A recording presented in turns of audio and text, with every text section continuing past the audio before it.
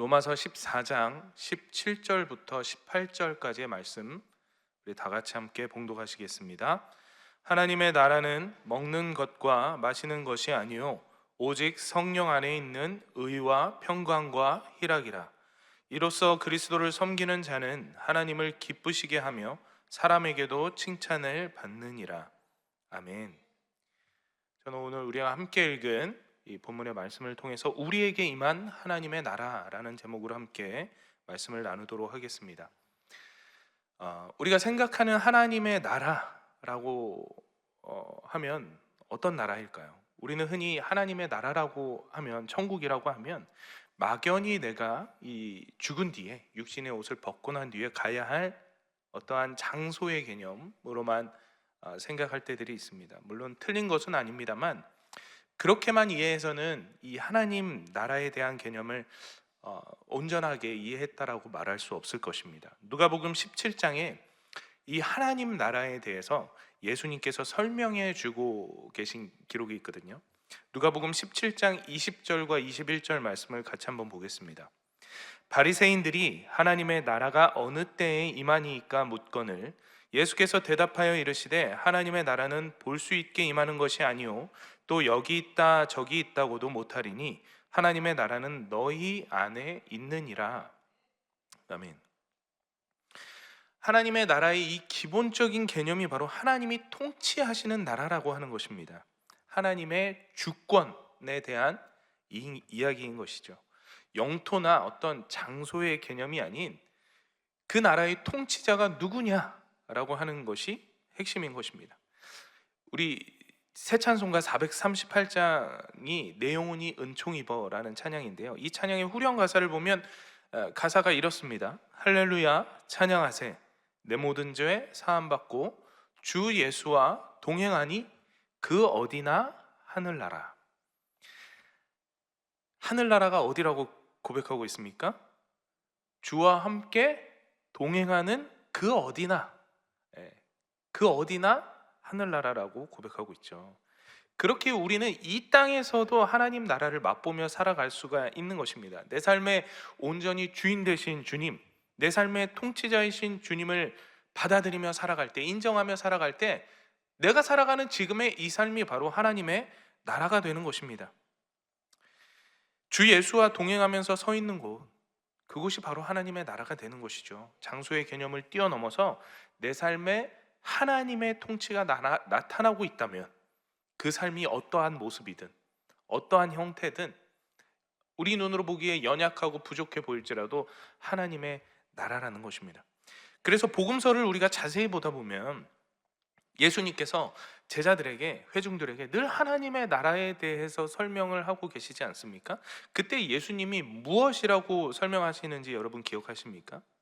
하나님의 나라에 대해서 하나님의 나라는 이러한 곳이야 하면서 금으로 둘러싸여져 있고 가장 맛 좋은 포도주가 강물처럼 막 흐르는 곳에 365일 막 무지개가 떠 있고 산의 진미가 가득해서 먹을 것이 넘쳐나는 곳, 미남 미녀가 종이 돼서 나를 막 떠받들고 섬기는 곳, 도파민 가득하고 막 즐길 거리가 가득한 그런 문화가 가득한 곳이라고 설명하시지 않습니다.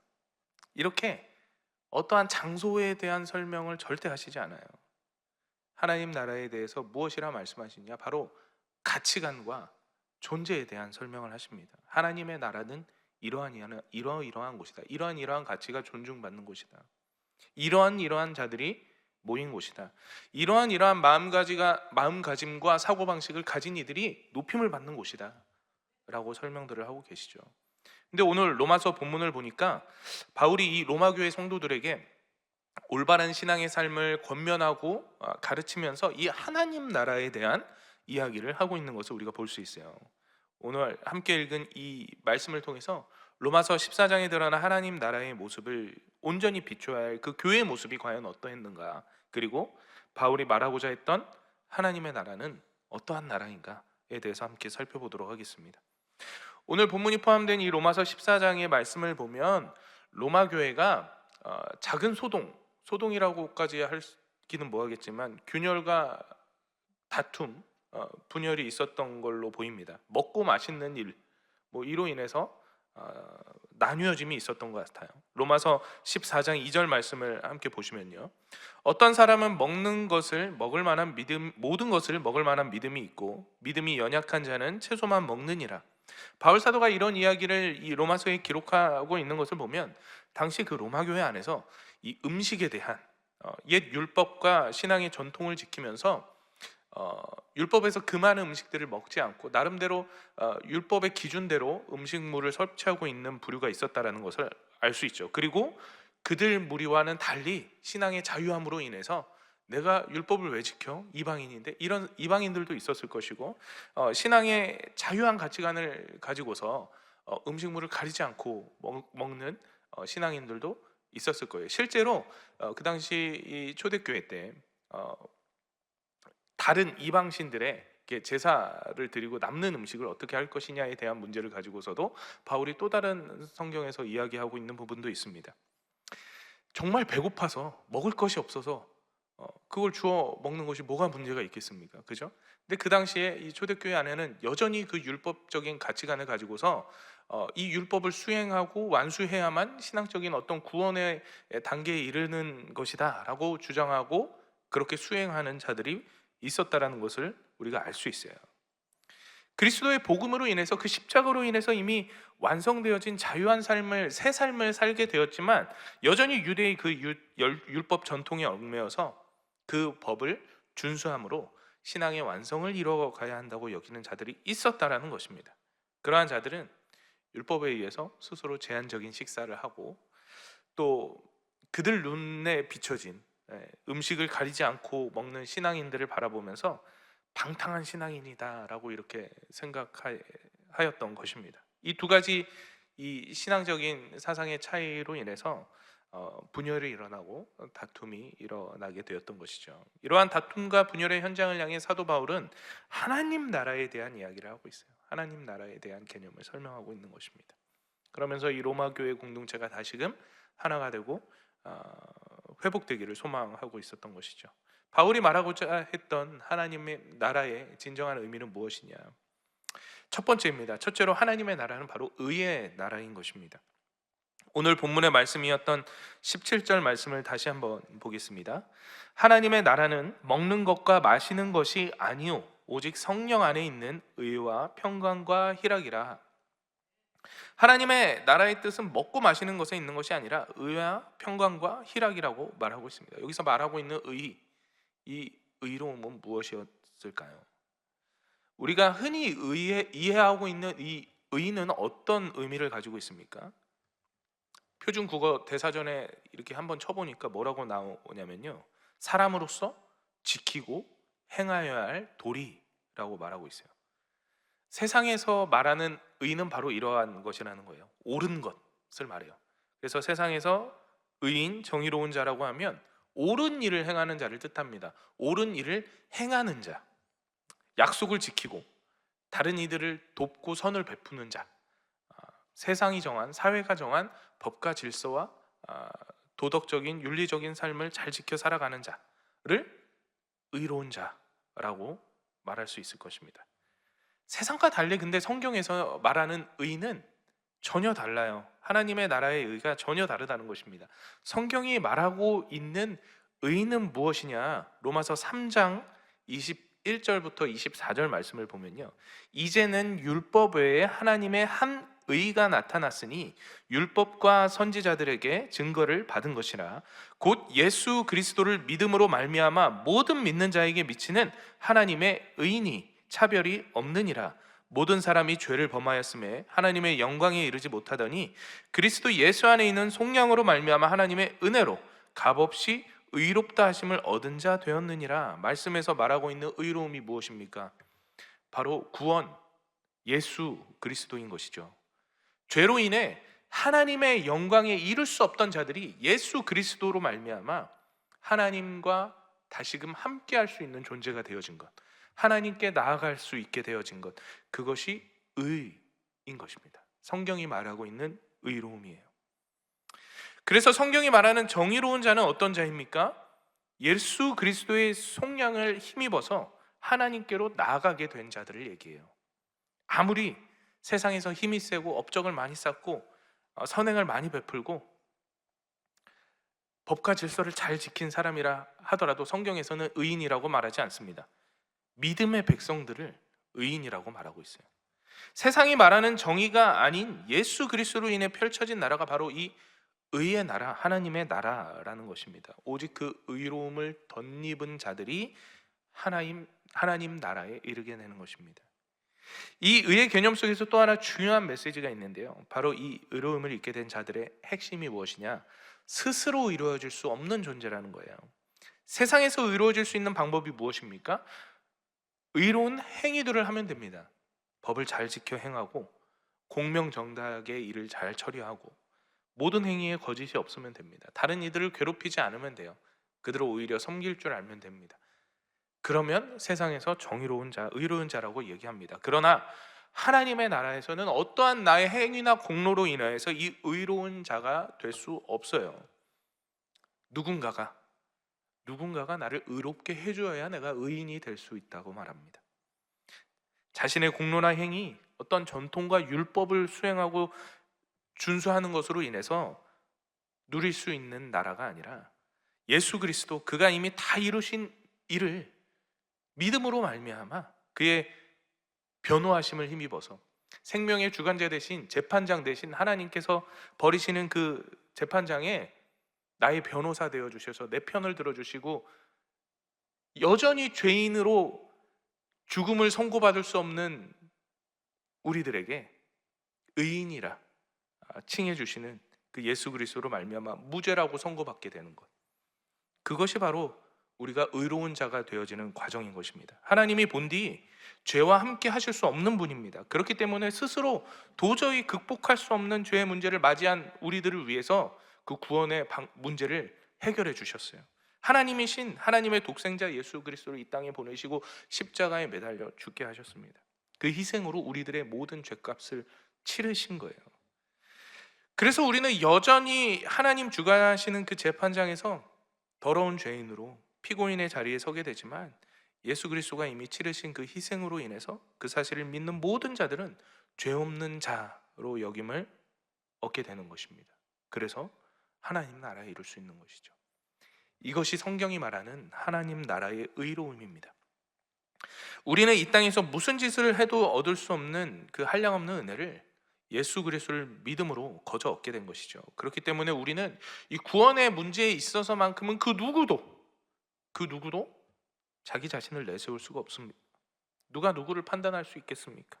이렇게 해야 한다, 구원을 받기 위해서는 저렇게 해야 한다, 이런 행위들을 해야 된다라고 말할 수가 있겠습니까? 말씀에서 나타난 것처럼 이 초대교회 성도들이 서로 나뉘고 다투었던 문제, 무엇을 먹어야 하는지, 무엇을 먹지 말아야 하는지, 이러한 다툼의 문제들, 이러한 행위들로 진정 그들이 구원을 얻을 수 있겠습니까? 17절 말씀, 아까 읽었던 17절 말씀 다시 한번 보겠습니다. 하나님의 나라는 먹는 것과 마시는 것이 아니요 오직 성령 안에 있는 의와 평강과 희락이라. 하나님의 나라는 이 인간들의 어줍지 않은 행위들, 그들이 문제 삼고 다투는 그 문제들로 이루어갈 수 있는 것이 아니라는 것이죠. 유대인들은 그들의 율법과 전통으로 구원 얻을 백성들의 행위들을 수많은 법으로 만들어 놓았어요. 그것이 예수 그리스도가 이 땅에 오시기 이전에 구약 시대뿐만 아니라 예수 그리스도가 이 땅에 오셔서 죽으신 뒤에 이미 죽으심으로 그 하나님의 나라를 완성하신 그 뒤에도 여전히 이루어지고 있었다라는 것입니다. 사랑하는 여러분, 죄의 문제 앞에서, 이 구원의 문제 앞에서 당당할 수 있는 자가 누가 있겠습니까? 어떠한 행위들로 구원받을 수 있다, 이렇게 말할 수 있는 자가 누가 있겠어요? 늘 두렵고 떨리는 마음으로 그 재판장 되신 하나님 앞에 죄인의 모습으로 서야 하는 자들이 되어야 하는 것입니다. 이미 그 천국은 우리 안에 이루어졌지만 아직 완성된 것이 아니죠. 예수님이 우리를 모른다 하시는 날이 오기 전에 우리는 늘 이 두렵고 떨리는 마음으로 예수님의 변호하심을 간절히 사모하는 자들이 되어야 돼요. 그래서 그 예수 그리스도의 십자가를 붙들고 살아가는 자들이 되어야 하는 것입니다. 오늘도 내일도 우리에게 주어지는 그 매일의 삶 속에서 우리는 그 십자가를 마음에 새기고 죽을 수밖에 없는 나를 주님께서 살리셨구나. 그 한없는 은혜에 감격하며 살아갈 수 있는 자들이 되어야 하는 것입니다. 그러한 의인의 삶을 살아가시는 저와 여러분 되시기를 간절히 축원드립니다. 두 번째로 하나님의 나라는 바로 평강의 나라라는 것입니다. 로마서 14장 19절 말씀을 같이 한번 보겠습니다. 그러므로 우리가 화평의 일과 서로 덕을 세우는 일을 힘쓰나니. 하나님 나라의 중대한 키워드 중에 또 하나는 바로 평강, 이 화평 같은 단어로 쓰입니다. 화평인 것입니다. 앞에서도 말씀드렸지만 본래 하나님과 죄인들은 화목할 수 없는 관계에 이르렀습니다. 죄가 인간에게 들어온 이후에 하나님께서 그 사랑하는 그의 백성들과 화평의 관계, 화목의 관계를 더 이상 유지할 수 없게 되었죠.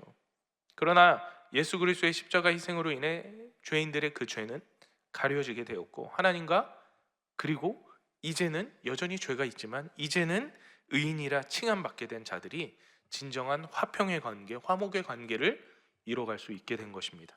로마서 5장 10절 말씀 보겠습니다. 곧 우리가 원수 되었을 때 그의 아들의 죽으심으로 말미암아 하나님과 화목하게 되었은즉 화목하게 된 자로서는 더욱 그의 살아나심으로 말미암아 구원을 받을 것이니라. 우리가 구원받아 깨어진 그 하나님과의 관계가 회복될 수 있었던 것이 바로 이 예수 그리스도의 죽으심이었다라고 말하고 있습니다. 하나님의 나라는 그렇게 화평을 이룰 수 없는 관계가 그리스도로 말미암아 화평을 이루게 되어진 나라인 것이에요. 우리가 구원받아 천국의 삶을 살아간다는 개념이 다른 것이 아닙니다. 어떠한 장소에 이르는 것을 이야기하는 것이 아니라 하나님과의 관계가 다시금 화목하게 되어졌다라는 것을 의미하는 것입니다. 우리가 천국의 백성의 삶을 살아간다는 것은 예수 그리스도로 말미암아 화평을 이루게 된 것, 그것처럼 또한 세상과 다른 믿음의 백성들과 함께 화평을 이뤄가야 하는 자들이 되어야 하는 것이죠. 오늘 말씀의 배경에서처럼 같은 성도요 같은 교회를 이루어가고 있음에도 불구하고 믿음의 차이로 인해서 다툼과 분열이 발생하는 것을 볼 수 있습니다. 우리네 삶에도 마찬가지예요. 우리의 신앙생활의 모습 속에서도 마찬가지입니다. 동일하게 그러한 다툼과 분열의 현장들이, 그러한 사건들이 목격되어질 때가 많이 있죠. 경험되어질 때들이 많이 있죠. 그 다툼의 현장에 화평이 필요한 것입니다. 그리스도가 우리에게 주신 그 화평이 필요한 것입니다. 에베소서 2장 16절에서 18절 말씀입니다. 또 십자가로 이 둘을 한 몸으로 하나님과 화목하게 하려 하심으로 원수된 것을 십자가로 소멸하시고 또 오셔서 먼데 있는 너희에게 평안을 전하시고 가까운 데 있는 자들에게 평안을 전하셨으니 이는 그로 말미암아 우리 둘이 한 성령 안에서 아버지께 나아감을 얻게 하려 하심이라. 십자가로 인해 화평을 이룬 자들은 그 화평을 전하는 자들이 되어야 하는 것입니다. 다툼과 분열이 있는 그곳에 진정한 화평의 도구가 되어야 하고, 그렇게 하나됨을 이뤄감으로 인해서 하나님께로, 성령 안에서 하나님께로 나아갈 수 있는 관계가 되어져야 하는 것이죠. 우리에게 주어진 그 삶의 자리자리마다 하나님 나라의 그 화평을 전하는 자들이 되시기를 축원드립니다. 다툼과 분열 속에서 막 앞장서서 싸우는 자들이 아니라 그 극한의 다툼과 분열, 혼란 속에서 묵묵히 십자가 지셨던 예수 그리스도, 그분처럼 내가 좀 더 희생하고 내가 좀 더 받아들이고 품어줌으로써 세상과 교회의 화평을 이뤄나가는 여러분들 되시기를 간절히 축원드립니다. 마지막으로 하나님의 나라는 바로 기쁨의 나라입니다. 요한계시록 21장 3절에서 4절 말씀입니다. 내가 들으니 보좌에서 큰 음성이 나서 이르되 보라, 하나님의 장막이 사람들과 함께 있음에 하나님이 그들과 함께 계시리니 그들은 하나님의 백성이 되고 하나님은 친히 그들과 함께 계셔서 모든 눈물을 그 눈에서 닦아주시니 다시는 사망이 없고 애통하는 것이나 곡하는 것이나 아픈 것이 다시 있지 아니하리니 처음 것들이 다 지나갔음이로라. 하나님의 나라는 이 땅에서와 달리 사망과 슬픔이 없는 곳입니다. 주님과 함께함으로 인해서 누리는 그 기쁨이 그침이 없는 곳이죠. 이 땅에서의 기쁨은 영원할 수 없습니다. 우리는 우리의 인생에서 어떠한 일로 그 만족함과 행복감을 누릴 수 있는 경험들을 합니다. 하지만 그 경험이 오래가지 않는다라는 것을 경험적으로 너무나도 잘 알고 있죠. 인간의 마음이 참으로 악해서 내 삶에 채워지지 않는 것으로 말미암아 불행했던 마음이 조금씩 채워지게 되면 만족감을 누리고 기쁘고 행복해지는 것을 경험합니다. 그런데요, 그것도 잠깐인 것입니다. 영원히 기쁘지 않아요. 그 만족감이 채워져 있는 상태로 계속해서 만족함을 누리게 되지 않는다는 것입니다. 기쁨을 누리기 위해 우리는 또 다른 것을 채우기 위해 노력하게 되고 그 만족을 얻으려 하게 된다는 것이죠. 영원히 기쁠 수 있으면 얼마나 좋겠습니까? 그죠? 영원히 기쁨을 누릴 수 있으면 얼마나 좋겠어요. 그러나 이 땅에서는 그 영원한 기쁨을, 영원한 만족을, 영원한 행복을 누리며 살아갈 수 없다는 거예요. 이 땅에서 우리는 내 힘으로 그 기쁨과 만족을 누리기 위해 노력하고 또 노력하지만 그 행복은 밑빠진 독에 물 붓는 것처럼 계속해서 소모되어져 가고 사라져 가게 된다는 거예요. 여러분, 깨어진 항아리는 아무리 물을 붓고 또 부어도 잠시 채워졌다가 또다시 사라지게 됩니다. 텅텅 비게 되는 것입니다. 그러나 여러분, 그 밑빠진 독을 냇가나 강가에 이렇게 담가 놓으면 어떻습니까?